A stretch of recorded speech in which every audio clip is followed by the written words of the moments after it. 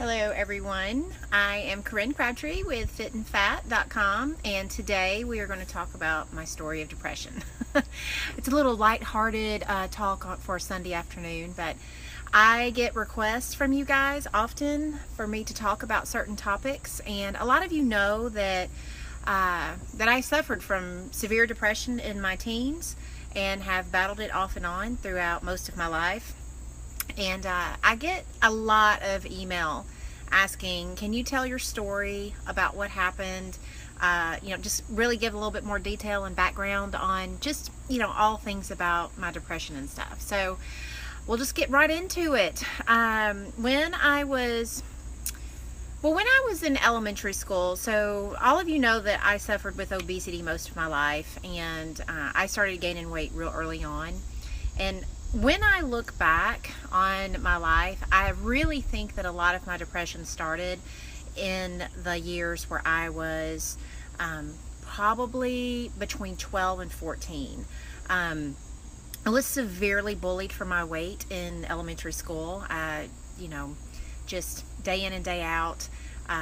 Shit that wouldn't even be like tolerated to this day. Kids just chanting loudly in the classroom. I remember when I was in the 6th grade, every day at the end of school, and God love the teacher, she probably was just wore out because so many of the kids in our class were just little terrors. And I can imagine dealing with our class all day long. And so she just kind of gave up every afternoon. And the last 15 to 20 minutes of school was always packing stuff up and all that kind of junk. And this kid would stand up in his chair and chant these fatty songs, and then all the girls would make fun of me. So that lasted for my entire 6th grade year. And I remember crying almost daily when I would go home. I started my journal, my very first journal. You all know that I love writing. If you're one of my clients, I'm like, you better journal that shit. Like, I'm all about getting crap out of your head. And my first journals talked all about my weight, all about how sad I was about my body, how I never thought that I would have, I just never thought I'd have a good life. So when I look back, I can see that there was probably early signs of, depression. This is going to be a hard topic. I'm just going to tell you, I didn't really expect to cry. So then you get through elementary school. I go into high school, and I started having a lot of health problems. I was having IBS really bad, and I was having ulcers and throwing up, and I lost 40 pounds real fast because I was puking every morning. I couldn't keep food down. I went to band camp, and for a solid week, I survived on water and cereal, and I didn't even eat much cereal because everything I would eat, I would just throw up. So through my high school years, it was tough. It wasn't terrible. I had a boyfriend, very sweet boy. We still talk on Facebook to this day. Nice kid. But I had problems internally. I never liked my body. I just had all kinds of issues when it came to just that. And then I had a lot of drama about, my parents were divorced. My mother was a single mother. We never had it easy. Looking back, I just circulated in a lot of shitty thoughts. I was in and out of therapy at school, that kind of stuff. And then by the time my senior year of school started, the guy that I dated all through high school, we broke up. And it was traumatizing for me. My whole social everything was tied up in this, high school relationship and stuff. And I just went on a downward spiral. I was the kind of kid that, I never had sex, I never did drugs, I never smoked, I never drank. I was a good kid. And by December of that year, I was starting to hang out with, I'd always gone to private school. I was hanging out with public school kids. Next thing you know, I was trying drinking, and I just didn't give a shit anymore. I literally just didn't give a shit about my life. I was miserable, and I was looking for anyone that would give me attention and that would give me just anything. At the same time, my mother was working a lot, And she had to. I mean, she had to work all she could. And so there was just like this perfect storm of this depression was building, this low self-esteem, this breakup. It was, you know, it was just like a perfect storm. It all kind of compounded. So I remember starting sometime in like February, I guess, of my senior year of high school, thinking about suicide all the time. Like all the time. Wanting to sleep all the time. Skipping school so I could just go home and sleep. Just like writing. Like I would write these letters and stuff. I had a whole, like my mom found them. I attempted suicide at 17 on Mother's Day. And it was 1992. And she found all this stuff. And it was just full of just depression and hate and self-loathing and, you know, who all I hated and who all I loved. And I mean, I had just, it was terrible. And so I was in the hospital for, I think it was 3 weeks. I'm not 100% sure. I mean, a lot of back then was very hazy. But I almost missed my graduation. They let me out in order to be able to go to graduation and take my final exams. But I was in a psychiatric wing of a hospital and getting help. During that time, my father tried to commit suicide. It was hard. I didn't even know all that until years after. So I probably have, you know, like genetic predisposition to a lot of, you know, this stuff. And so I get out of the hospital in that summer. I had a full ride to Tennessee Tech to become a nurse. And I was scared to death to leave. And I ended up marrying this guy I was dating. Like, we literally just went to Gatlinburg. We just got married one day. Didn't tell anybody. I mean, didn't tell a soul about it. Came back. My mom found out. She immediately vomited in the sink. I went off to college with him. We had an apartment, and within 6 months, I had dropped out of school because I had to work because he wouldn't work. I don't have much nice to say about him.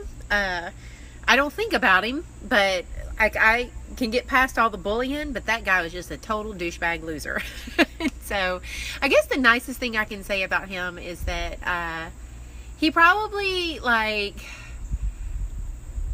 I'm glad that I left school and stuff, because I wouldn't be here today. Because I ended up, when I left school, I worked for my mom and ended up divorcing him, so he cheated on me and stole from me and stuff. But that company that I worked for is where I ended up meeting Chris, who is my husband today. And I would not be here without Chris, because he has, you know, been, if you know anything about my story, you know that he pretty much has always been the one who's believed in me from the get-go.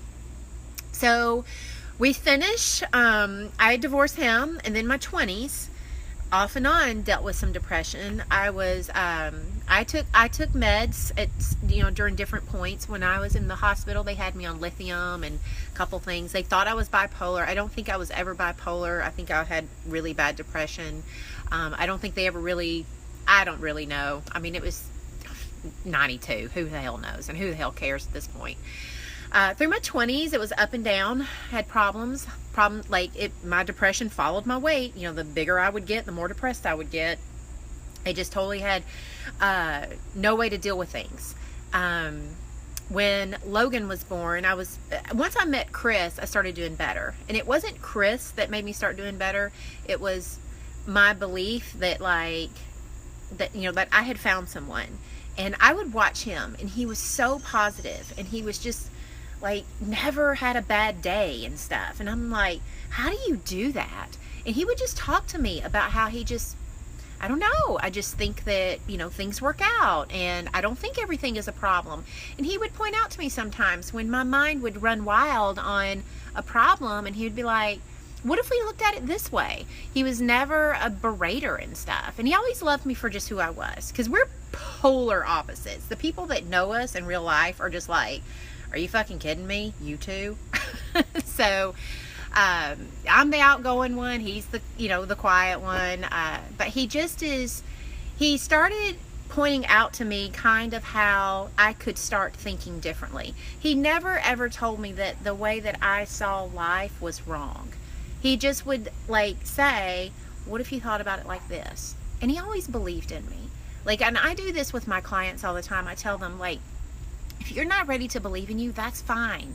Because I'll sit there and I'll go live and I will coach you and I will believe in you until you're ready to do it. You know, let me carry it for you. He did the same thing for me. He carried that for me. And so, Logan, I get pregnant, right? We get married, I get pregnant. I gain a bunch of weight again, have Logan, and that was the closest to being back at 17 I was ever in my life ever again. It was an incredibly hard year for me. I don't really talk about it a lot. I do every now and then, but I mean, I still work today on some of the guilt I have for just how I didn't enjoy him like I should have that first year. And I still work on that to this. I mean, all of my clients are always like, you know, you just have it together and you're so like thought work and blah, blah, blah. And I'm like, I have my own shit always. You know, one of the things I work on constantly is my mindset around my child. And that year was hard. I remember many a day wondering why did I have a kid? And it wasn't because he was hard. It was just depressed. And I didn't have these tools that I have now. So, when he was about a year old, Chris and I finally went out of town for a trip. And I stayed in a hotel room with the curtains drawn for 4 days and never left the bed. I remember there being just Law and Order on all the time. I don't know why it was Law and Order, but it was on all the time. And I laid in bed and I alternated between sleeping and crying. It was all I did. And I looked at Chris at the end of that and I said, I have to go home. And he was at a convention. I knew he had to stay. He didn't have a choice. And he was trying to do his job. And here I am, a total basket case upstairs in the middle of Las Vegas. And so I flew home by myself and just went home. Shortly after that was when I had my big meltdown of, I have got to change my life. I was so tired and so depressed and just, God, just sick. And I knew that if I didn't do something, that I would end up doing something that would maybe be irreversible. Because I'd already done that in my life. So, that's when I had the big talk with Chris and just said, you know, something's got to change. And I'm going to do this. I'm going to lose this weight and I'm going to get healthy and I'm going to feel better. And I started with my walking. You guys know my weight loss story. I started small. I mean, I was just at such a point in my life, I couldn't commit to more than that. I had to just commit to showing up for myself.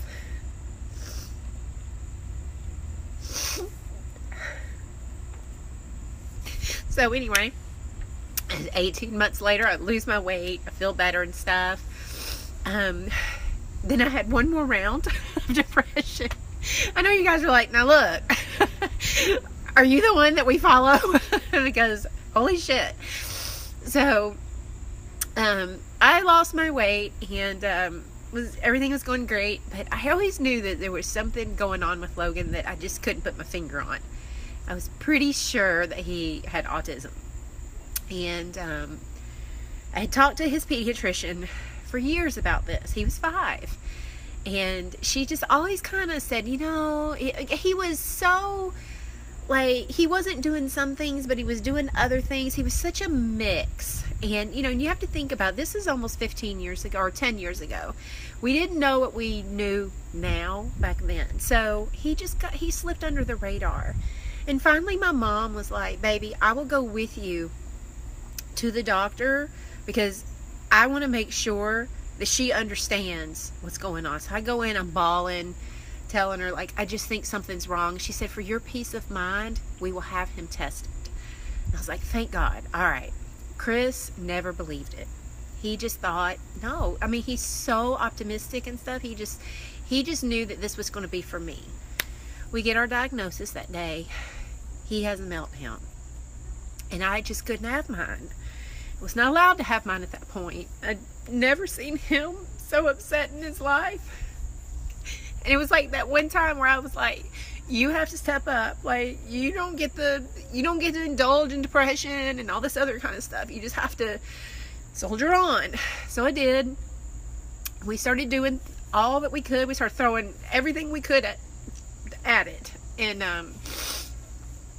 for about probably 5 months, I don't know that I was depressed, but I was doing a figure competition at the time.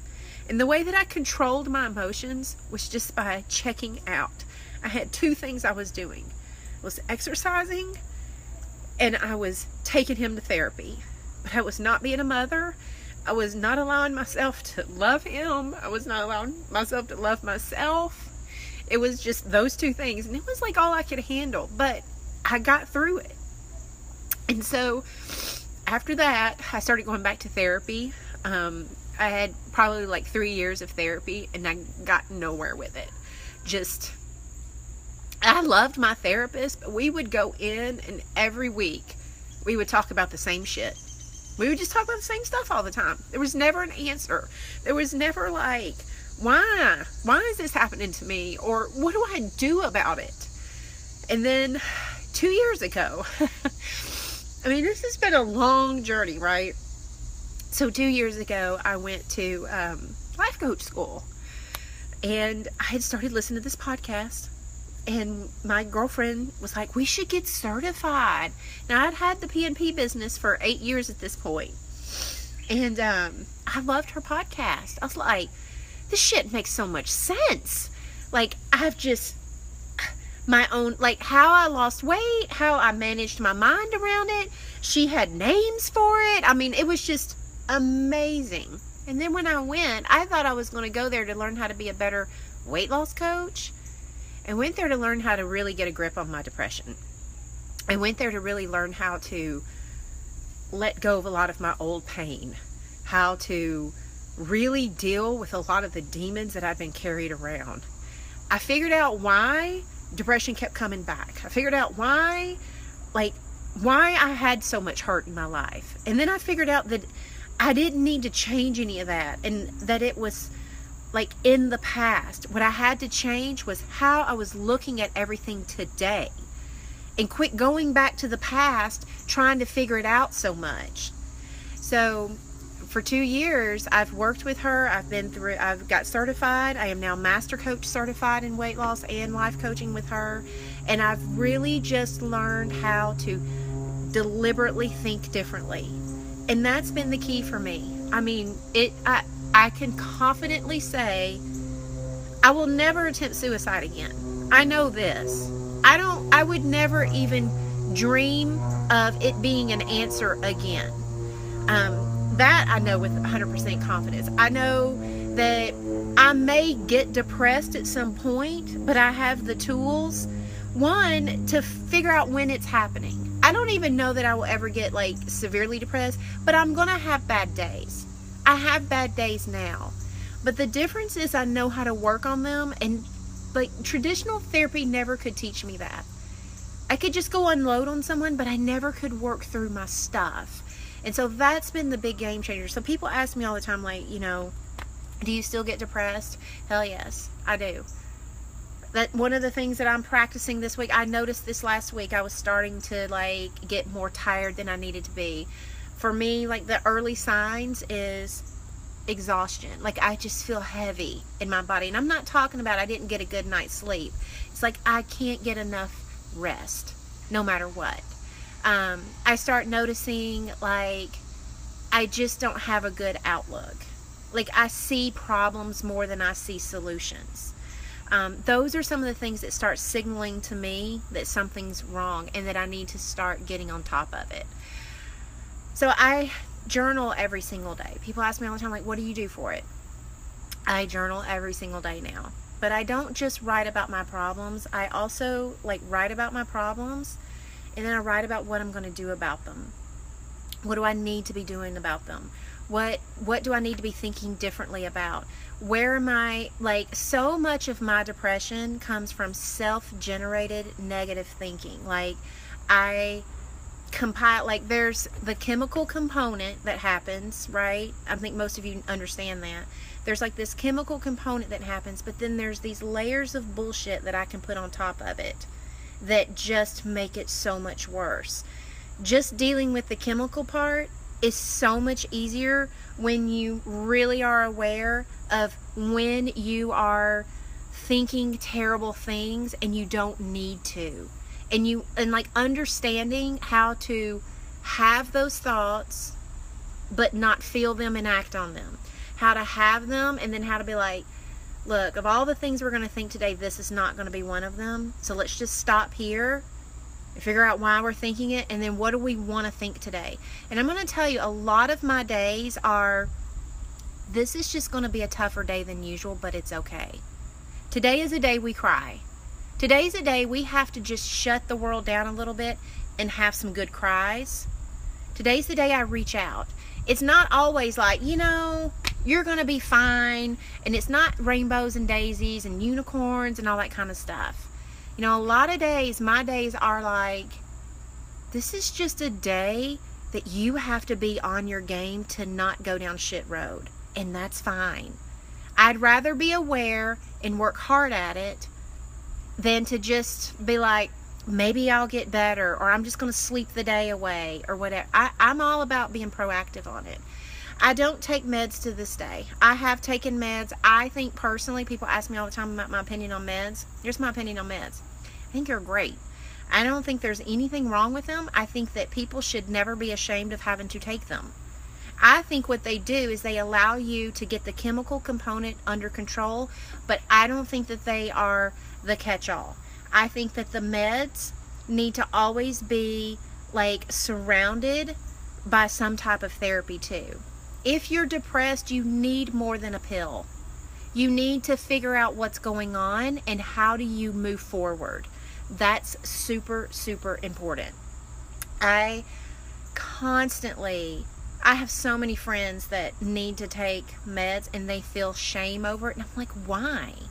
Why would you feel shame over doing something for yourself that's going to allow you to feel better and evolve into the person that you were always meant to be? Because you totally can look at your meds that way, or you can look at it like it's shameful. And that doesn't help depression. The last thing depression needs, remember when I talked about chemical and layering your own shit on top of it? The last thing depression needs is a bunch of shame layered on top of it while you're trying to work through your shit. It just doesn't work that way. Natural things that people ask me about, I don't really take a bunch of natural pills or anything like that, but one of the things that I do notice for me is making sure I prioritize sleep is super important. Man, if I start getting short on sleep and overly tired, then I can feel it in my bones that it's coming on. Sunshine, vitamin D. I take vitamin D year round now. My vitamin D level gets low, my depression comes in like a rainstorm. I mean, it's just like boom, here we are. Some of the other things is like, guys, like just even any kind of exercise. For me, working out is blissful. It really does a lot for me. But even on the days when I'm like feeling not my best, I don't want to kill it in the gym. So I look to all of my restorative type exercise. Just even taking a walk is so helpful because it's like that small win. You got out of bed today. You put one foot in front of the other. And for people that really understand depression, you know how important it is on the days where you can look back and be like, you did it today. You put one foot in front of the other all day long. And that is commendable. Because it's hard. Like, depression feels like an anchor tied to your feet and you're trying to like drag that son of a bitch across the sand. I mean, it is tough. So those are some of the things. I'm glad y'all can't see my legs. I got a dress on and I'm like hiking my leg up on my little rattan over here. Some of the other things I think is important is eating healthy too. Depression thrives with junk food because when you eat junky, your dopamine releases and it gives you that little temporary hit of relief. And really understanding that that is not helping in the long run, because the moment that relief is gone, it's like you sink lower and you sink lower and you sink lower. I think people who have depression should not be fucking around with a bunch of junk food. I think you need to really watch your sugar and stuff like that. You need to get your health. I would rather you not diet at all, eat plenty of food, but eat a lot of really good nutritious food for you. One of the other things that they're now showing a lot of correlation in, because I've been studying this like crazy for a while now, is the really good healthy fats. Having that good healthy fat in your diet is great for your brain. Your brain loves and adores healthy fat. Your brain is where this depression is lying. So it needs all it can to work right. And healthy fats are going to help you. They're also associated with reducing the chances of dementia, and that's how they're treating Alzheimer's patients now, is with a really high fat diet. So just, I mean, seriously, if you think about it, when it comes to depression, it's the basics of self-care. The basics of just being healthy and stuff. I know it's not easy to do it when you're depressed, but sometimes you have to prioritize that and be like, you know what? I know I feel like shit, and I want out of it more than I want to stay in it. So what is the one little thing I'm willing to do today? That brings me to, if you do not know how to do that, if you go to my website, pnp411.com, my free course talks about, and it's more for weight loss, it talks about planning and committing and stuff. Guys, that lesson works for depression too. It literally does. Being able to commit to something the next day that you know you could do to put that one foot forward is so helpful. Just drop all the stuff I'm talking about when it comes to weight loss and just insert depression. I tell people all the time, when it comes to a lot of the lessons I teach, I'm just like, insert your pain point here. It can be your drinking, it can be your depression, it can be your grief, it can be your overeating, it can be anything. Now, what are you going to do that next day? All right, let me see. Y'all have a lot of comments. I skipped them because I was crying and whining and all that kind of stuff. And let's see.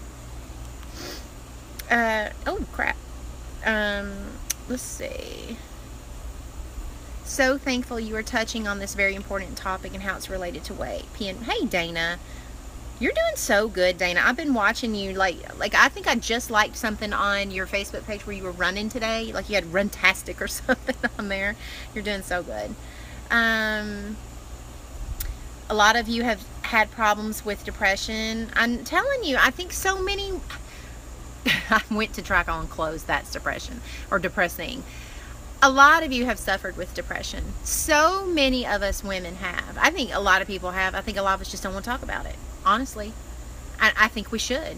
I really think we should be talking about it. I think more people should get it out in the open so that a lot of people can stop feeling so alone and shameful about it. It's what it is. You don't have to feel like lonely and shameful. You can feel like a part of like a movement, a part of women who are doing better. If you're in my tribe and you have depression, you better fucking be posting about it. I don't want to hear one of you sitting back and not posting about it, thinking that you're alone. If I run the joint, if I can talk about it live for the world to see, I know you can talk about it with our few hundred little members and get help. There's no one better equipped to help you than me. No one. And you're already in there. So get your help. I need to do something. I lost 130. Good God, Anna, that's awesome. Slowly, but I'm putting it back on. Need to do something as it totally depressed me. The weight gain isn't what's depressing you, Anna. It's what you're thinking about your weight gain. Okay? If you need to get, if you're putting your weight back on, I want you to ask yourself, why am I putting it back on? I want you to go through several things. I want you to, here are the actions that I'm doing. Here's all the things that I'm doing. And this is what's contributing to my weight gain, right? And then I want you to think about, and here's all the things I'm thinking that aren't helping me.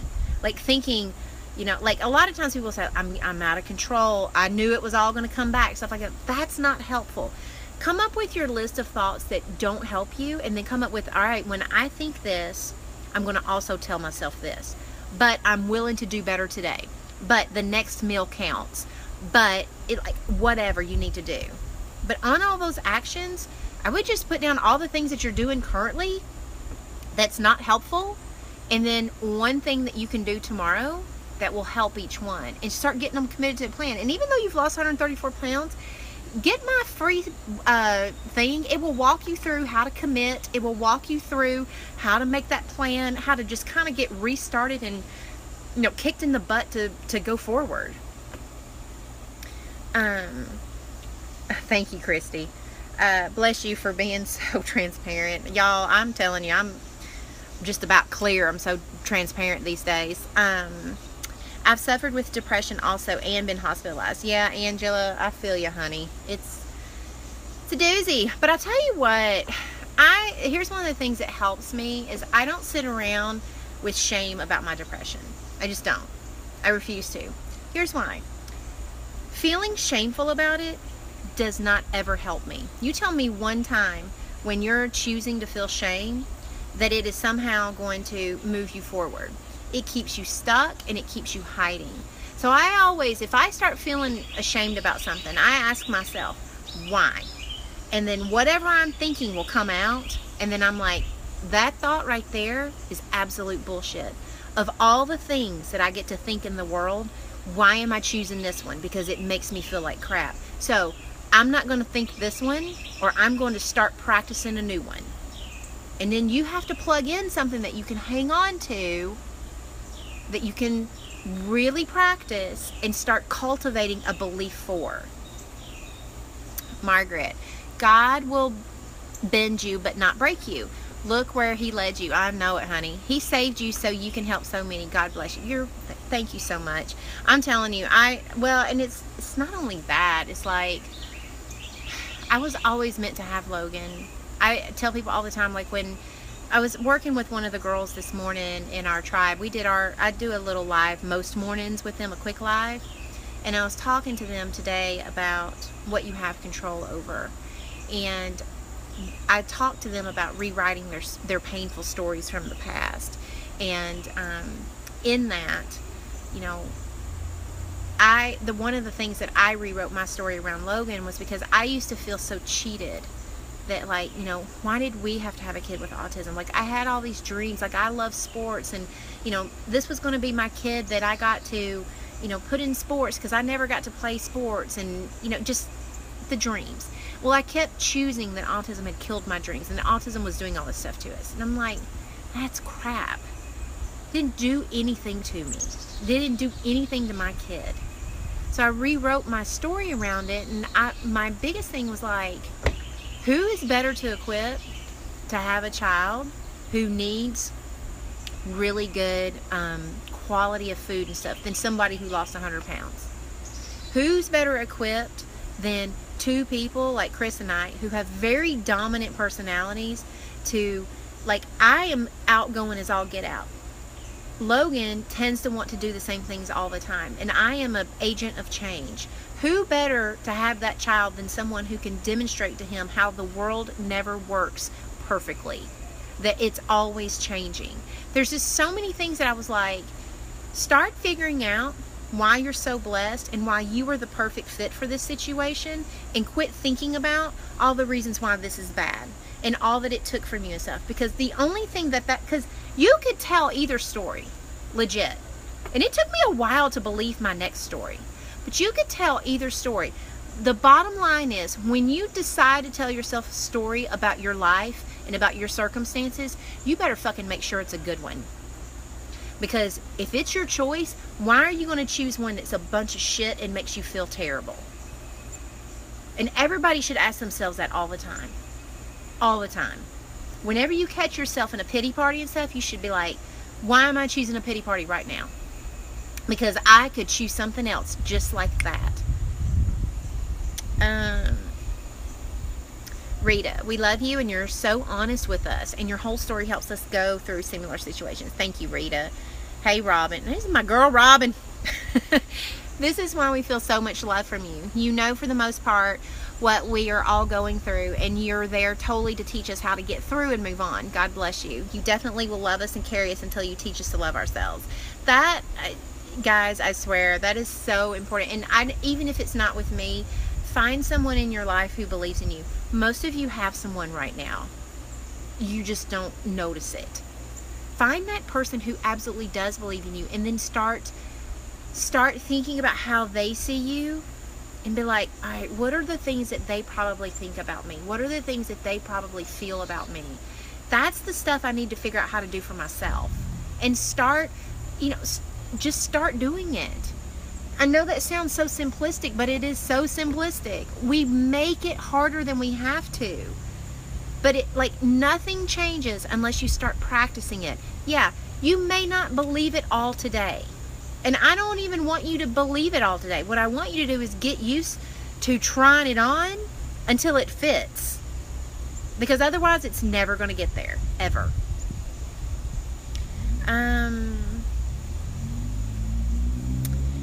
Wow, I needed to hear stop going back to the past and trying to figure it out. I know so much of your past just is so irrelevant. I tell people all the time, it's like, why bother? You're living right now. Figure out what's going on right now. Very rarely do we have to touch on the past that much. Very rarely. Most of the time I tell people, we don't have to figure out your past. All we have to do is rewrite your past. Because it's history. It's just a bunch of facts now. So decide how you want to think about your facts today. Most of us are thinking about our facts in a totally shit-tastic way, and that's our problem. It's not what happened in our past. It's what we're choosing to make it mean today. Well, that's our problem. Carla's lost 90 pounds, have 35 more to lose. Boom, you got it, Carla. You can do it. It's not, you put, that's my problem. That is not your problem. Who better to lose 35 more pounds than Carla Pritchard, who's already lost 90? There's several people sitting here right now who's like, damn, you must know what to do. You've lost 90 pounds. Even if you've had a small setback, no matter what, at some point, you knew exactly what to do. Ask yourself, when I was losing, what the fuck was I thinking and doing? Write it down on a piece of paper, look at it honestly, and say like, okay, how do I get that started back in my life? All it does is, it takes a plan. That's it. It takes a plan. That's all it takes. Let's see. Laura Wright. Hey Laura, my maiden name is Wright. Just saying. I agree with you. Simple things as therapy, exercise, and clean gut are key to managing depression and no side effects. I used to take Zoloft and Wellbutrin. Let's see. And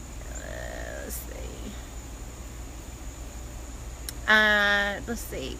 Barbie, I think it's Barbie. Yeah, Barbie says, I have discovered prayer and essential oils, exercise, and diet helps. I'm telling you, those essential oils, I used to be like somebody who's like not like a woo-woo, but I'm all about my oils. I love me some oils. I love burning some oils. There is nothing that, like, I think it's attributed, not only is it just the oils, but there's something about, like, when you want to feel better, burning something that will trigger your brain to going to better things. I don't think there's anything wrong with all these oil burners. I burn 1,000 different kinds. I've got everything just about that doTERRA will put out and more. Marie, as a mental health counselor, I absolutely agree that there is a combination of things that will help, not just medication alone. I am on an antidepressant, but I also did yoga and got trained in breath therapy to process painful memories. This is exactly why you and your program appealed to me so much. Thank you for your honesty. You're very welcome, Miss Marie. I need to look into breath therapy. I don't even know what that is, but I used to do yoga. So like, well, I was certified to teach yoga, but like doing some of the deep breathing stuff, maybe that's some of what you're talking about. What does someone who lives with a depressed person do? How do you help them? Well, it's hard to help someone other than just to be there for them, to talk to them, to do like my husband did. He used to just lovingly and subtly point out to me alternative ways to think about things. He never said you should do this, or, you know, and he never got mad at me, and he never got frustrated with me when I was depressed. That was super helpful for me. I think that, you know, it's really easy sometimes when you live with somebody who has depression that you almost get, like, you get sad for them, and you get put out, and you get, like, frustrated that they just can't do better or whatever. And it's like, they don't feel like they often have a choice. So I think sometimes just even, like, being compassionate, always thinking about how can I practice love and compassion in this moment. Sometimes it's saying something that they may not have thought of. Sometimes it's just asking them how they feel. And if they don't want to talk about it, do not make them talk about it. Do not insist that they talk about it. The allowance of knowing that someone is there is also super, super helpful. I think those are just a few of the things that you can do. I'm so thankful I turned this on. I'm that person, horribly too close to death. Now I know why I'm here. Deborah, I don't really, most of my podcast stuff is all about weight loss and stuff, but I do talk a lot about thoughts and about how we think and control our lives. So if you want to check my podcast out, Deborah, you can.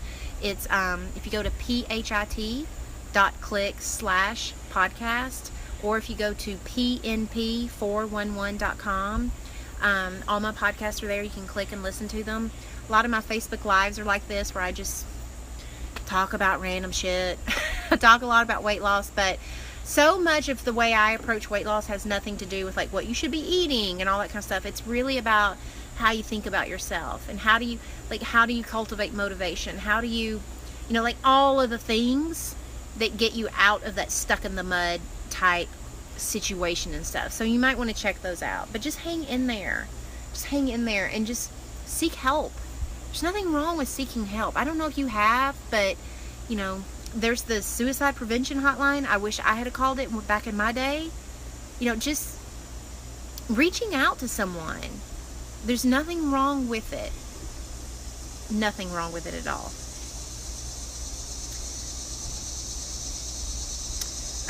Tawana, the shame, the loneliness, no one understands, keeps in hiding, cripples you. It's the true weight, heaviness, the dysfunction that keeps you bound. Yeah, y'all talk to people. Depression has a hard time thriving when it's only in your brain. When it gets out, find someone who isn't just going to enable it or just be like, oh, you'll be okay, or girl, I know why you're depressed. Like, you don't need that person. You need somebody who's going to be compassionate and caring, and who's going to lift you up. They're just, look for the person who's going to help you see things different. And tell someone, like, when you're depressed, tell someone, like, look, I don't want you to cheer me up. There's a big difference between somebody trying to cheer you up. Say, I want somebody who's going to help me start seeing things differently. Help me unwind my brain a little bit. Angie, thank you for being so open and sharing your story. This is such a stigma over mental illness. I've had depression on and off since high school. I'm now able to discuss it freely. Grateful for the woman I am now and becoming. Thank you for everything you do. Love you, Queenie. You're welcome, Angie. Karen, you're kind of like the Dave Ramsey of weight loss and motivation.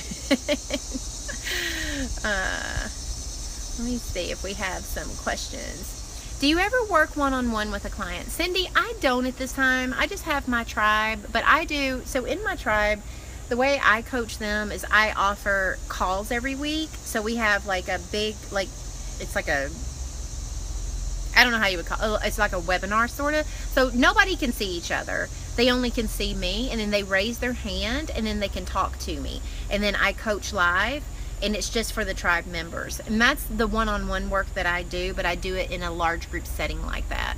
But I don't work with people one-on-one. I have worked with people one-on-one. I just have decided that I want to affect as many women as I can. And working one-on-one just doesn't allow me to change as many lives as I would like to. But I do know, if you are interested in like any kind of life coaching, I have friends that life coach that do one-on-one type work. I'm more than happy to hook you up with them. They're good too. I just personally don't do it just because I just love being able to work with a lot of my members, in a more like a global setting. When I was losing weight, I had no depression and almost zero anxiety. The food we put into our bodies has 100% effect on us. Exactly.